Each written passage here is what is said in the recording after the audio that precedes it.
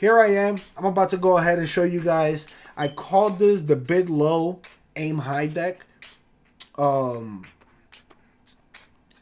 I will break it down in the battle exactly what it entails, how each unit plays. Win or lose, this is definitely a tutorial battle, so I'm going to try to make sure that I go through each one of the details as far as to what I'm doing on screen and what kind of meta I'm working with on this side.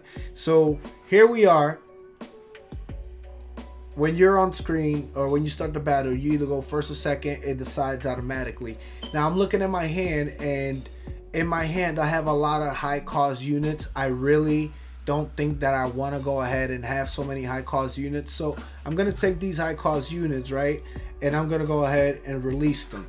I released those two because they're level 6, 7, 8, and I'm not going to be able to summon them anytime soon, so they're just going to sit there. And whereas if I flip my cards, I could possibly get a level 1 unit like Hercule. Now Hercule, as you guys can see in the details here, he is a guard card. So when I throw him out on the field, that means that he's going to form a shield. But I personally want to go ahead and, instead of doing that, as you guys can see, the small green circle over here that's marked as a 2 is my energy bank. Since I'm second and he skipped his turn, I want to skip my turn because the field is clean. This is just the way I go about things. You pay attention and observe exactly what, what's going on the field based off your opponent. So let me break down each one of my cards and tell you guys exactly what happens. This card for me in my deck is super important because I know eventually somebody's going to come out with a combo, and that combo is going to end up, coming out with a high level unit. This guy, Judgment, King Emma's Judgment, kills any unit on the field. So if you have that card, please don't take it off your thing. Do yourself a favor, don't take it off. This particular here, the Battle for Earth, allows me to summon 2 special characters level 5 and under. So if I summon a level 5, is only 1, but if I summon a level 2 and 3, that's 2 characters, or 4 and 1, that's 2 characters, if you catch my drift. Of course, Hercule is the guard, like I mentioned. This Vegeta does not come as part of the basic pack, but if you summon this Vegeta, is part of my bid low, aim high. This Vegeta is part of my high combo. He adds additional damage if I already have some cards knocked away, but on top of that, he's also a shield or a guard. So when I throw him out, it forms a defense on the field. I don't have to worry too much about it. This guy right here, Dr. Gero, he restores my energy bank. What that means is, so when you use your energy bank, the energy bank breaks right here. So when I use the green little energy bank right here, it breaks. You want to, personally, I recommend to have a unit.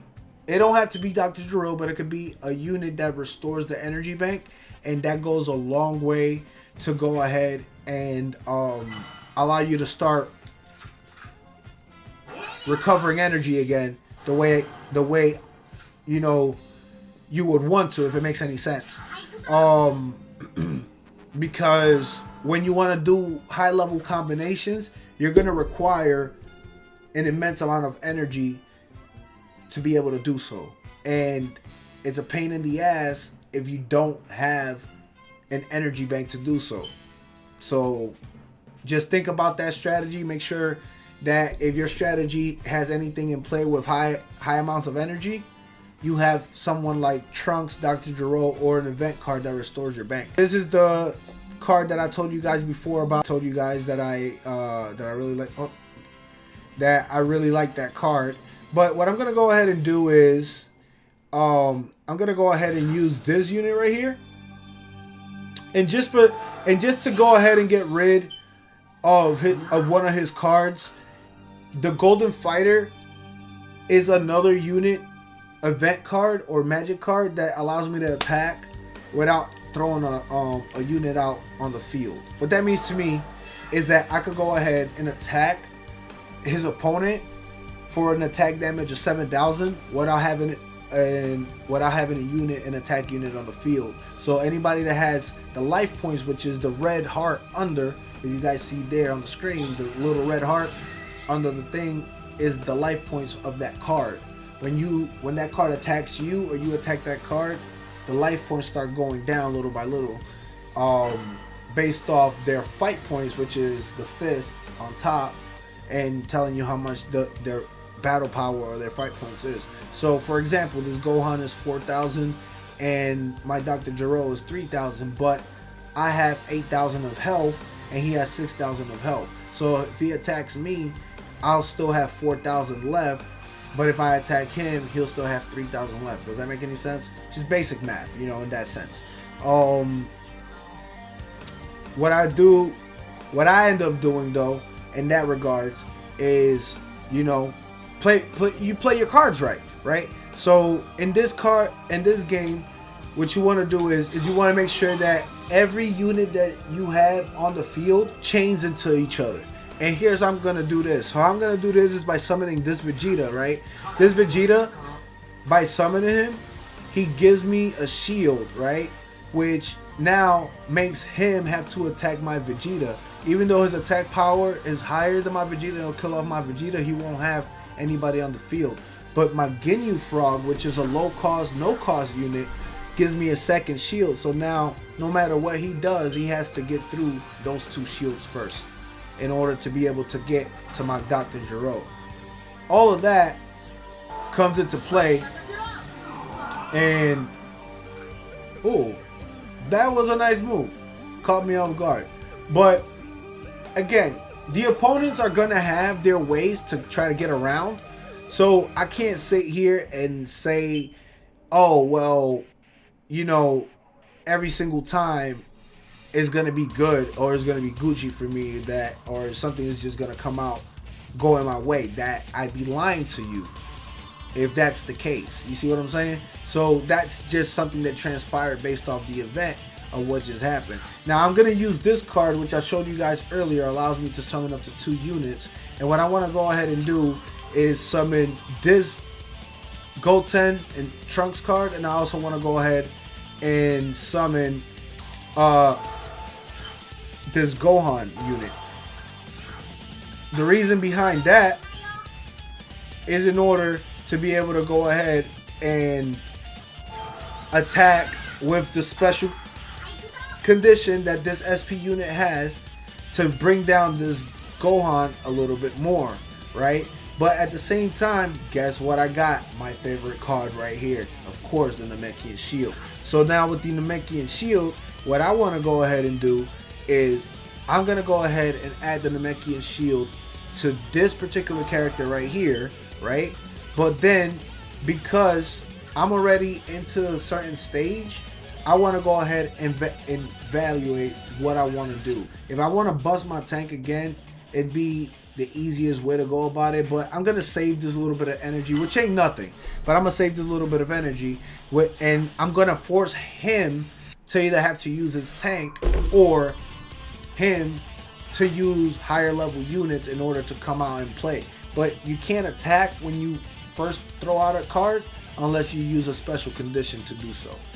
We wait, because I put him in that particular situation now that he has to think a little bit more than what he was doing originally. He's gonna toss out a higher level character, which is fine with me, because on the next turn, as you guys can see, I have my Vegeta, which can come out, and I also have my 2 SP units that I can summon. He uses Purunga, so this is interesting because now he's looking to pull certain units. And right now, that means that I've put him in a situation that is a do or die. If he got the right card, he's going to go ahead and use his energy tank. But if he doesn't have the right card, he's going to go ahead and move on. Now, because my strategy is set up in place the way it is, right? He thinks that, personally, he thinks that he's safe, right? And that's fine. I let you think that you're safe. What I will do is, I'm going to go ahead and I'm going to summon this card, right? And by summoning this unit, as you guys can see here, if I have a wind element, which is that little blue circle that you guys see, or that little blue square where it says upon appearance, if I have one of those from a card that is already knocked out of that is in my graveyard, when I summon him, what ends up happening is that I draw one and I can attack any one of his units on the field. Again, combinations are imperative in this game. Combinations mean everything in this game. Everything. So with that combination, it also allowed me to pull, as you can see, another unit. And this card is called Swift Attack. To me, for my bid low, aim high strategy, that card is very useful when I want to attack in the first turn. So if I know that there's somebody on the field that I need to take care of immediately, that I can't wait for them to continue throwing out cards, or they have a lot of shields, this guy, Swift Attack, will allow me to go ahead and attack on the first turn. This is my bid low, aim high. As you guys can see, all my units are low cost units. I had a little hiccup in the video. Unfortunately, he did his move. So he tossed out his Vegeta, which is the same Vegeta that I have here, as you can see. So now he has 2 shields. So now he's protecting his investments. Let's put it like that. That's what I call it, protecting your investments, right? And that's fine and all, because that's what you want to do. But I want to protect my investments too. And by the way, this is how I'm going to do it. By using this unit right here, right? I'm going to go ahead and knock this Vegeta out, right? By knocking this Vegeta out, that helps me, as you guys can see, clear one of his shields, right?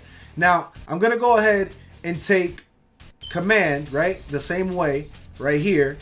And I'm going to take this guy, and I'm going to go ahead and clear this, right? Now he's open. See? He still has to attack me. I'm going to just go after his guy, just cuz, right? And I'm going to leave him alone, because if he attacks my unit, I'm going to take 5,000 off of his HP. Now, I still got a little bit to play with, and I'm personally going to go ahead and use this particular card, which allows me to summon 2 units, right? But where I'm at currently right now, I think that I'm good, right? I don't want to do anything else. Nothing else. And I'm going to go ahead and toss this last bit of energy into my tank, right?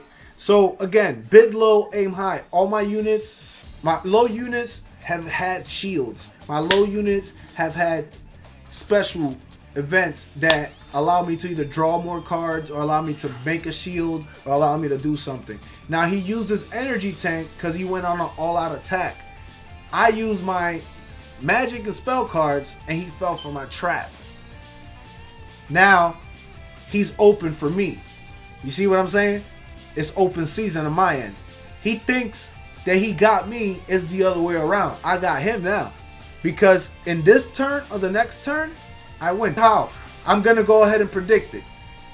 He can toss out a shield. Whatever shield he tosses out, I will go ahead and use my Golden Warrior to deal 7,000 damage. That's going to go ahead and knock out his shield, whatever shield he decides to toss out, unless it's a high level shield that will be obviously be over 7,000 damage. Then what I'm going to end up doing is, with that, is after I use that, I'm going to use my energy tank, right? And summon my Vegeta, which is also a shield, right? And then on top of that, I'm going to go ahead and hit him with the Swift Attack, right? The Swift Attack will allow me to go ahead and attack his characters directly. Now, he didn't have enough to go ahead and kill my character upon summoning with his special effect. So now he has to flip over to my turn and possibly summon a shield to defend himself, or an event card in order to possibly pull more cards. But he has no other protection, like I stated. So now, watch my strategy go ahead and go into play. Bid low, aim high. In the later turns, now I'm in command. Remember, he was in command the first half of the battle. That's no longer the case, right?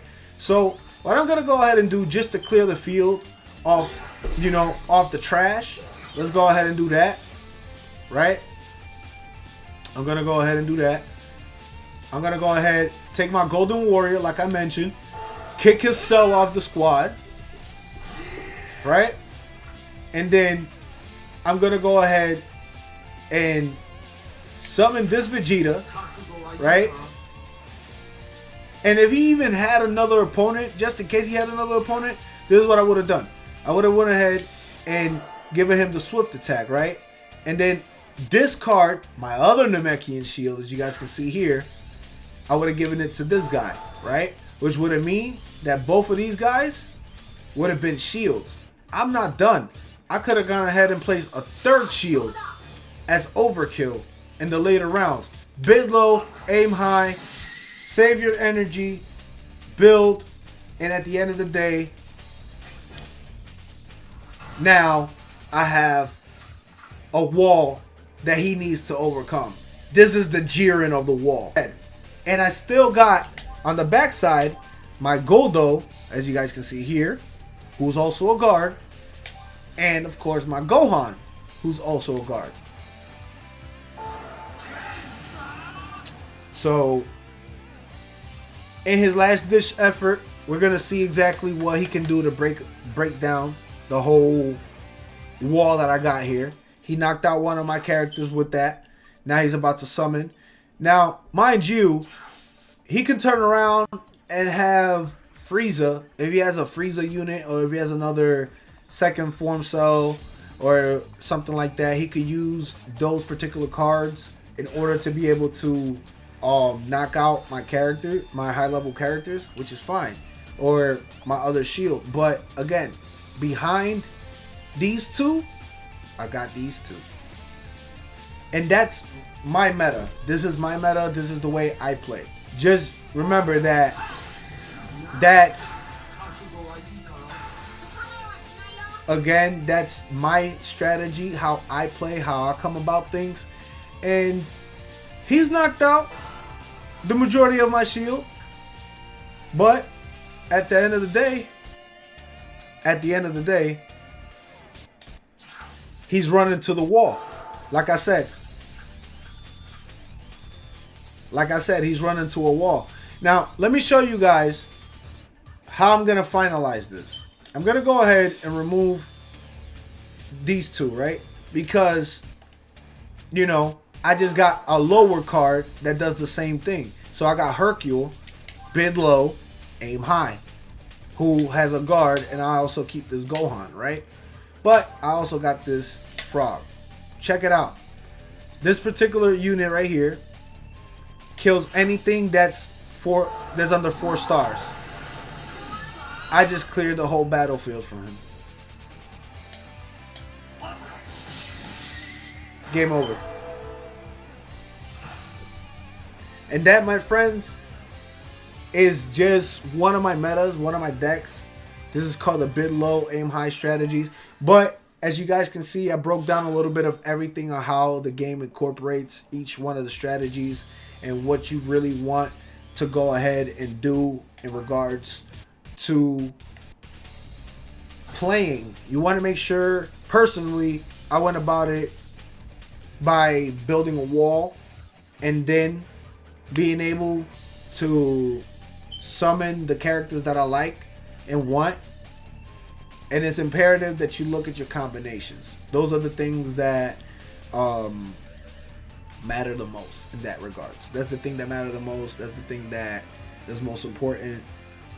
The units that you build, the meta that you build, there are different ways to go about this. My way is my way. There's a whole Frieza meta deck. There's a whole Gohan, Goku meta deck that I've seen out there that defeated my strategy. I've seen a Cell Android deck strategy. It's all how you want to build it. Just make sure you follow the first steps, the first 2 steps, most importantly, which is making sure you're not spending your money on just baseless stuff. Making sure that you summon, making sure that you build your deck to be balanced. Those things are important. Once you get those first 2 steps done, this final step, as you saw in the battle, is how you put the combination of all those pieces together.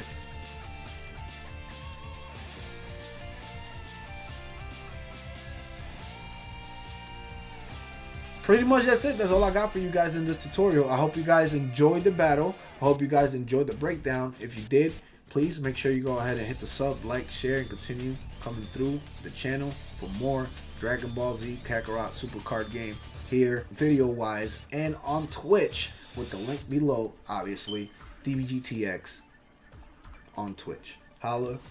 See you next time.